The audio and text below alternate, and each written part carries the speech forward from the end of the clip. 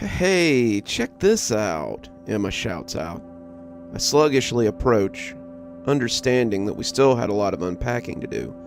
Entering the bedroom, I saw my girlfriend looking at our closet with a gaze of wonderment. I smiled, knowing that she had wanted more space for her clothes when we decided to move. The closer I got to Emma, the more I realized she wasn't looking directly into the closet, though. Her head was tilted upward. "What are you looking at?" I asked, with a slight chuckle in my voice.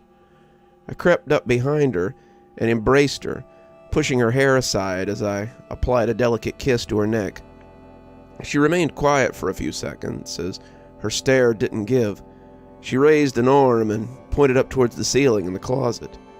My eyes carefully followed her direction as I locked in on what she'd been staring at. It was pure darkness, some void of emptiness that hovered above in the closet. I let go of Emma's waist and stepped inside, turning on the small light that was mounted on the side of the closet. To my astonishment, it was still pitch dark. It was bewildering how tall the ceiling must be, which was weird since everywhere else in the townhouse had normal-sized ceilings. "This is weird, isn't it?" She nodded her head in agreement, still remaining silent. I reached for my phone to turn on the flashlight and pointed it upward, hoping to see how far this mysterious ceiling extended. As the fading light shined above the darkness, it seemed to swallow it up, devouring every proton, leaving me and Emma completely confounded. At this point, my curiosity had been triggered, and I pondered on how I could test the heights of the ceiling. I could hear Emma walking away, seemingly already bored with the mystery that laid out before us. We moved to this new home, leaving behind a brutal past that both Emma and I were better off leaving behind. I guess mainly it was Emma who was. She had a, let's say, not so friendly ex. His name was Jake, and he was borderline stalking her. I constantly reassured Emma that I was here to protect her, that I wouldn't let anything happen to her. I even bought a gun, something that made me feel uncomfortable, but she was worth the uncomfort. She pleaded for us to move to a new city, to get away from him, which I didn't mind. I loved her after all, and my kind of job allowed me the luxury of working from home. So I agreed. We both deleted our social media accounts and decided to start new, an adventure shared between the both of us. Now, we found ourselves in this new home, with a bizarre closet. For the next few days, we did all of our unpacking, and Emma seemed to lose interest in the mysterious closet, though the mystery stayed at the forefront of my mind.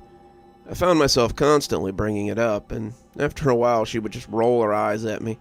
I think I was annoying her, but every day when I had a bit of time, I would try to find a new method to see how endless the endless closet really was. I grabbed a broom and a ladder.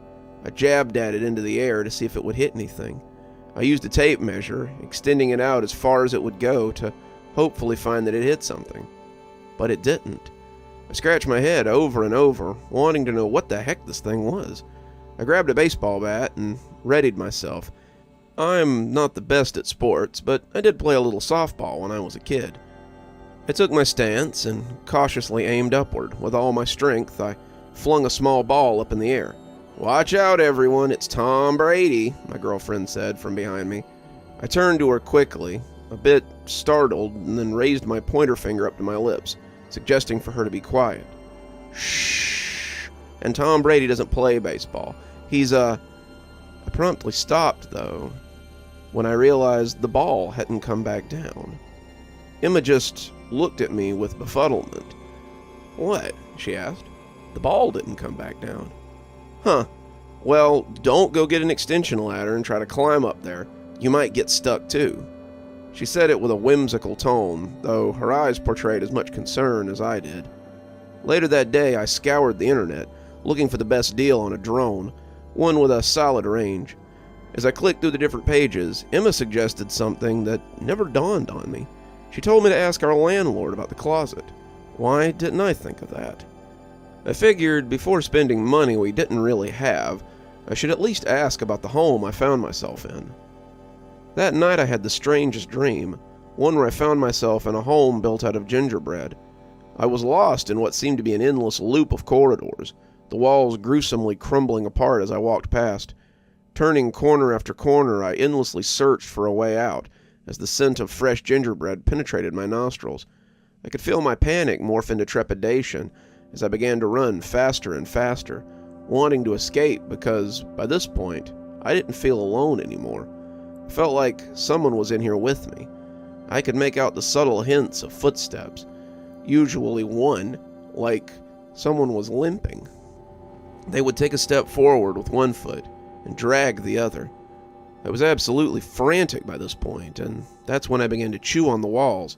I was trying to eat my way out of this horrid place. I chomped and grinded with all the muscles I had in my jaw, the sound of gingerbread crunching underneath the pressure of my bite, inundating the air as my heartbeat accelerated. I closed my eyes, not wanting to see whatever was causing those devilish footsteps. Ugh! That's when the most dreadful scream woke me up. I rapidly came to my senses and realized it was Emma. She was still asleep. I shook her awake, and she popped out of her slumber as she horrifically gasped for air. I held her close as she trembled, calming her as she began to sob. I asked if she'd had a nightmare, perhaps the same one I'd had about the gingerbread house, but she looked at me confused. No, it was about him. Him being her ex, Jake, the real monster. My fear gradually shifted to anger, understanding how much he still affected her. The jerk had tortured my beautiful Emma. I could feel my blood boil as I glanced over at the nightstand where I kept my gun, fantasizing about how I would put this guy in his place for good. Can you bring me a glass of water or something?" Emma asked. I kissed her forehead and got out of bed, walking over to the kitchen. The memory of my horrific nightmare was now a mere whisper, but that's when I encountered the most frightening scene.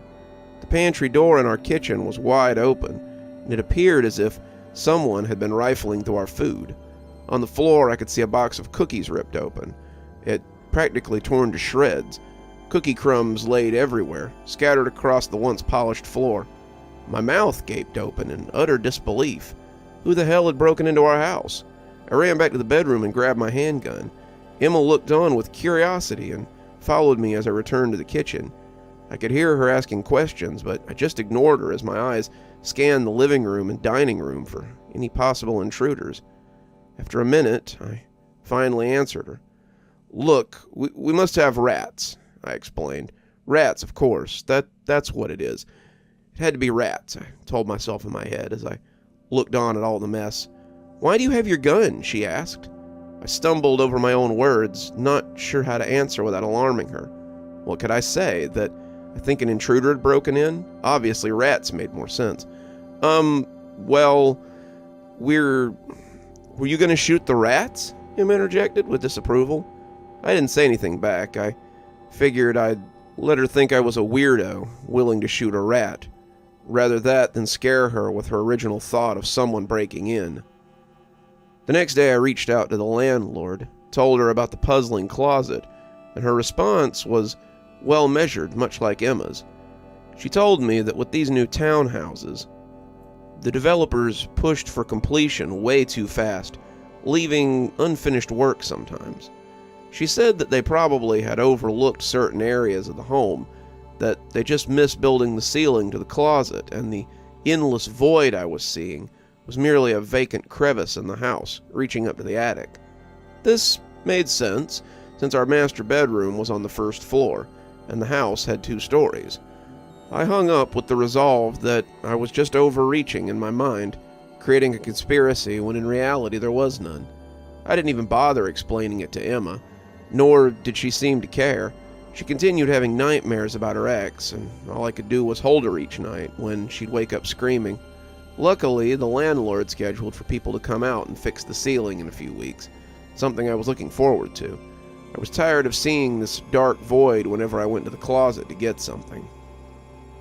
As the days passed, I did my best not to think so much about the closet, instead diving into my work, since I had fallen a bit behind, spending so much time obsessing over the endless ceiling. Emma seemed to be adjusting well. She was constantly in a good mood. I could tell how much ease she was in, seeing how often she would smile and go about her daily tasks. though at night she would suffer from her dreaded dreams, ill-fated memories of that monster. I too continued having nightmares, almost the same ones. Sometimes different variations of the same dream, but the premise was always the same.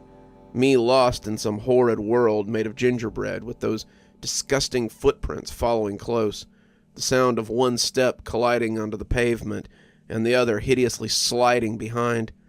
I was always drenched in sweat in the morning, but things seemed to be getting better. Neither of us were going to let the dreams conquer our reality. We both knew it wasn't real, and perhaps we were just acclimating ourselves to a new environment. The only real issue we continued to have wasn't in the dream world. No, it was rats. They seemed to be continuing to scurry through our food in the pantry, always eating cookies or crackers. I set up traps to catch the rascals in spite of Emma's protest, which was a bit annoying, seeing as she wanted them gone but didn't want to hurt them. I felt it was a bit of an oxymoron, but whatever. Lucky for her, my traps never caught any of the demonic little critters. It's like they knew to avoid them. It made me giggle thinking of these rats tiptoeing around the traps like some animated mouse cartoon from the 1950s. We were constantly restocking our cookie boxes, and why not keep them in a jar or something to stop the nocturnal pests from taking them? Well, we love cookies. Both me and Emma don't like the way they taste when they've been sitting for too long in one of those jars. After a month, the ceiling was still not repaired, and every time I reached out to the landlord, she came up with a new excuse of why they couldn't come out. I even offered to hire someone to fix it myself, and that was apparently against our lease agreement. By this time, the one-time mystery that had consumed me no longer even tingled in my thoughts. I just accepted the darkness above as something mundane, and eventually it became normal, along with those lingering rats. We learned to buy enough cookies. We sort of adopted the rodents as pets, so in our minds we were a home of many, all cookie enthusiasts. Emma even joked and said maybe it wasn't rats eating our delicious treats, but rather Cookie Monster himself. It was nice to see her in such high spirits. Her smile always brought a level of warmth to my heart that couldn't be described by words. Her laughter was the most divine music my ears had ever heard. Her night terrors even stopped, much to my relief, since I always felt sleep-deprived after waking up each night to comfort her. Though my own dreams persisted, I never could escape that dreadful labyrinth of gingerbread, and any time the grotesque footsteps would catch up to me, I would awake. This was just life, and it was perfectly fine. Me and the love of my life only grew closer as the months passed. We even contemplated the idea of starting a family. I put my gun away and our family safe, no longer feeling as if I needed it to be within arm's reach. The neighborhood we lived in was perfectly safe. Our neighbors waved at us whenever we revealed ourselves to the world, and it was different than before. We came from a big city where you could be surrounded by millions to only feel like you're the only one alive. But here, everyone was a friend. We invited over one of our neighbors for a dinner party, Juan and Sarah. They were a fun couple, and it was clear that Sarah wore the pants in the family, as she would constantly talk over her husband. No judgment here. A lot of the time Emma would do the same. I asked our new friends about the neighborhood and the crime rate, and they both looked at each other and laughed, telling us that stuff didn't happen around here. They practically implied that this was paradise. Something about their demeanor put me off, almost like they weren't real, reading off of some script as they had rehearsed this many, many times before. Emma seemed to really enjoy their company, so I tried my best not to let it bother me. We continued to drink our wine and talk about a variety of subjects. That's when my girlfriend brought up the idea of us starting a family, and she asked about the local schools. That's when the once confident couple's face froze in what seemed to be apprehension. "You want to have kids?" Sarah asked. Emma nodded, yes, in response as she grabbed onto my hand. I studied the couple's eyes, trying to figure out what was so odd about wanting to start a family. That's when I realized I'd never seen any kids around here. Or, even more bewildering, I'd never seen any pets. Like dogs or cats or anything. Actually, now that I think about it, I don't see any pets or kids around here, I said. The couple seemed to be getting more flustered as I brought up the simple observation. It's against the HOA, Juan told me. I didn't understand. What HOA? I don't remember the landlord telling me anything about an HOA, and why would they be against pets or even kids? Wait, HOA? They don't allow kids? Before I could finish my question, Sarah had interjected. I have such a sweet tooth. Do you have any desserts? Sure, I think we have some cookies, unless the Cookie Monster ate them already, Emma said playfully, as she got up to look for something sweet for our neighbors. Cookie Monster? Juan asked befuddled. I explained to them about the rats we had and how they were always rifling through our pantry, mainly eating our cookies. The couple didn't seem surprised to hear this, almost as if they had the same problem. Everything just seemed off. The conversation, the HOA, the closet, the rats. Something wasn't right, and I could feel the conspiracy side of me emerging like a bear awakening from hibernation. I think my neighbors could tell how inquisitive I'd become, because it was written all over their faces, or maybe it was the questions I'd been asking thus far. But as Emma searched for something to serve them, they excused themselves and said they had to leave. I escorted them to the door and bid them farewell for the night, asking one final question about the closet. Our closet's like that too. Around here, they all are, Juan said with a dreaded look on his face as he walked away. The next day I decided to do a little research. I went online looking for any clues about how this community was built. Quickly, I found the developer's name, some hotshot real estate mogul who lived in another country. I didn't see anything out of the ordinary, though. There were plenty of conspiracy theories about the developer. Apparently his family was heavily invested into the occult, something about the lunar worship and how they congregated in the cities to pledge their loyalty to their god. I don't know, it all sounded silly. Eventually the family went into buying up real estate and developing land. Now they're considered to be philanthropists. I turned my attention to our community's webpage, searching for any mention about an HOA. Like my neighbor Juan said, we did have one, and there were guidelines, but nothing specific about kids or pets. It was mainly things about following city ordinances and keeping the neighborhood clean, though there was something about pest control and how crucial it was.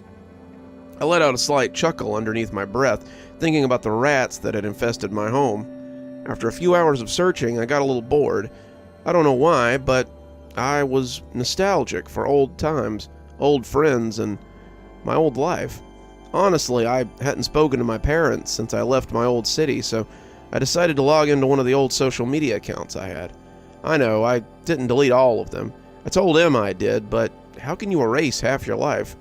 Either way, I looked through old photos. I even reached out to some of my old friends. They all told me virtually the same thing. They thought I was dead. I think I was driving myself crazy, connecting dots that weren't really there, and the consistent dreams didn't help. I guess I just needed to feel normal again. After catching up with several people, I decided to permanently delete my account. After all, Emma was the only person I needed. That night, I was asleep as soon as my head hit the pillow. And, like always, I was lost in the gingerbread maze. By this point, I had control over my anxiety, but even more remarkably, I was fully aware that it was a dream. I guess I was having a lucid dream. It felt amazing to have all the panic and fear I'd been experiencing for the last few months just blow away. Now, I was the one in control. I punched through the walls as if they were made of paper, fragments of gingerbread crumbling to the floor.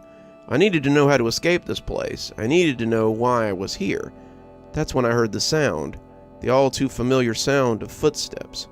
Thud, scrape, thud, scrape, thud, scrape. I have to admit, even though I was fully in control of this dream, the sound of those ponderous footsteps stopped me in my tracks. As usual, the sounds were getting closer, but I swallowed my trepidation and clenched my fist, building up my courage to face this monster. I started walking towards the sounds, building up speed as my pace quickened, and to my astonishment, the footsteps stopped, perhaps bewildered that I was approaching it. But that's when another sound started, and one I had never noticed before. It was like insects crawling over everything, the sound of slush and slime bombarding into one another.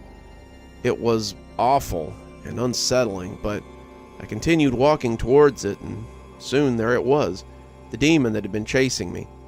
I couldn't really see it, but what I could make out was how massive the beast was. It was hunched over, doing something, and that's when I realized those sounds weren't insects. It was the devil eating something. Crunch, crunch, crunch. That's when I woke up. I promptly sat up out of bed, gasping for air.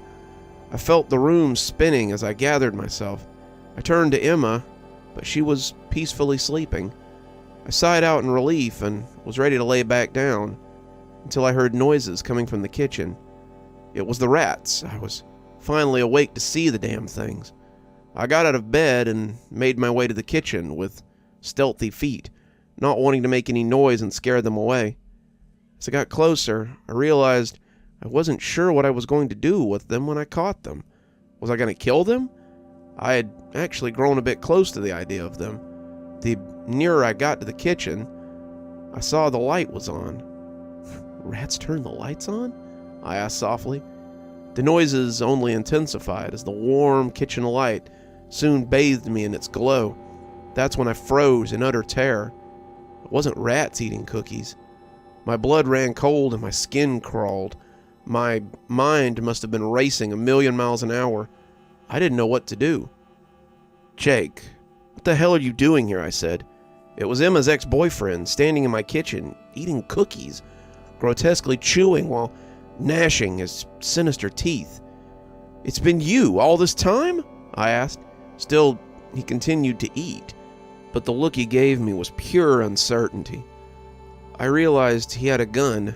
It lay next to him on the floor while he used the other hand to continuously devour our cookies. In the moment, I felt my fear overcome me, and my limbs became dormant. The power that I'd had mere moments ago in my dream had dissolved into a mush of uncertainty as I used the few seconds I had to come up with some grand plan. "Where is she?" Jake asked. He had raised the gun and pointed it at me, malice protruding from his horrid face. This is what the dreams were about. This moment, building up courage, not running away like we did before. No, this time I was going to stop him from hurting Emma. I clenched my fist tightly, my knuckles practically bursting to my skin, my anger escalating. I didn't have a plan. I wasn't going to yell for help. No, I was going to kill him. I flung at the intruder, thrusting all my weight into him, and as I did my best wrestling move, I got the gun away. His grunts simmered in the air as I groaned from exhaustion, and soon we were shouting. We both struggled for control over the firearm as I gained ground. Soon the gun was pointed at the ceiling. I almost had it. I felt myself overpowering him. I was going to win this battle, and I awoke to the sound of struggling. I could hear the faint moans of Emma's sweet voice, terrified. As I came to, I could feel myself tied to a chair, my mouth gagged. I could feel blood trickling down the side of my head as I studied the ringing parameters of my ears. As the haze of cloudiness enveloped my view, I could see Jake on top of Emma. He had her pinned down on the bed. The sick bastard brought me into the bedroom to witness whatever this was. I tried to scream for help. I did my best to squirm around and break my restraints, but it was useless. This was going to happen. All I could do was cry in defeat. That's when, from the corner of my eye, I saw something moving. It was coming from the closet, the endless closet. Some liquid black substance poured out in a slush-like state. I could hear the slimy blob beginning to slide across the bedroom floor. Thud, scrape, thud, scrape, thud, scrape. But Jake was too occupied to hear it. The blob of goo approached closer behind Jake, and then it began to expand, like a sculptor's clay, forming into a statue. I could see the thing grow. It raised to the ceiling. I could make out a horrifying face within the goo, two massive arms that protruded from the dark substance. Emma looked up and could see the creature's form. She stopped moving from pure bewilderment. This caught Jake's attention. He slowly turned his head and looked up at the being. I could see how terrified he was. He reached for his gun, but it was too late. The beast swallowed up Jake in mere seconds. He was absorbed into the blob. He screamed for help, but it only lasted a few seconds. When the creature fell back into its original form, it retracted back to the closet. Both Emma and I were utterly befuddled. It took several minutes for Emma to even acknowledge me. Then she rushed to my aid. No words were spoken, we just stared at each other, horrified. We knew what we had to do, and that was, we had to get the hell out of here. Both of us still in our night clothes, we rushed for the door, not bothering to get anything. I just grabbed my keys. To our astonishment, outside was all of our neighbors, standing together in the front yard, all quiet, just looking at us. I could see Juan in the middle of the group, standing next to Sarah. "I see you met our HOA," Juan told us. I didn't have time for whatever the hell this was. Emma and I stormed past everyone, shoving people out of the way as we walked over to the car. I swiftly turned on the vehicle and burned rubber out of there, leaving the hellscape of a place. Emma sat quietly, still in shock for the whole event, and I reached out to grab her leg. She was ice cold. As I turned the corner, I realized I was going in circles. How was this possible? I could feel my anxiety return as I put more pressure on the accelerator. No matter where I turned, it was just a circle. I looked up at the welcome sign to our community. I had hoped it would signal some kind of exit, but no matter how much I drove, it remained the same distance. We've been driving for hours. It seems like we're stuck here, nowhere to go. Perhaps the HOA has to give us permission to leave. I finally parked by the side of the road, exhausted, dried blood encapsulating my wound. Emma's passed out next to me. She still feels cold, and all I can do is sob as I stare up at the welcome sign. Welcome to Ginger Hills. You're still here. I thought you might be. Thanks for joining me for tonight's story. If your insatiable appetite for horror knows no bounds, might I suggest one of our playlists, or one of our previous stories in the archive? There should be one appearing at the end of the story any minute now. And of course, if you're not subscribed, why not go ahead and hit that subscribe button? Maybe hit that notification bell so you don't miss any of the spooky things that we do here. If you prefer your horror a little more analog, you can always pick up one of my books. There's a link below to my latest, and it'll take you to all the great things that I've posted on Amazon. For my book lovers in the audience, I always suggest coming on down to Patreon so you can become part of my ghostly reader tier and get a book anytime I write one, which is usually about twice a year. Speaking of my patrons, let's go ahead and thank them, shall we? Thanks to Unicorn Hollow for being our spooky ghost contributor. Thanks to Janet and Lady Vengeance for being our spooky skeleton tier contributors. Thanks to Hi Stacy, Winter, Xaronan, Emily Coltsfoot, Stephanie Carrington, Marianne Schuler, Tyler Parker, and Jennifer Damron for being our ghostly reader tier contributors. Thanks, everyone. We just couldn't do the show without you. If you think you might like to support the show in a more monetary fashion, come on down to Patreon. I have many tiers. I'm sure you'll find one that suits you best. I always recommend the ghostly reader tier since you get a signed book anytime I write one on your doorstep. But I have many tiers, and again, I'm sure you'll find one to suit you. And as always, thanks for stopping by. Dr. Plague, signing off. Have a wonderful evening.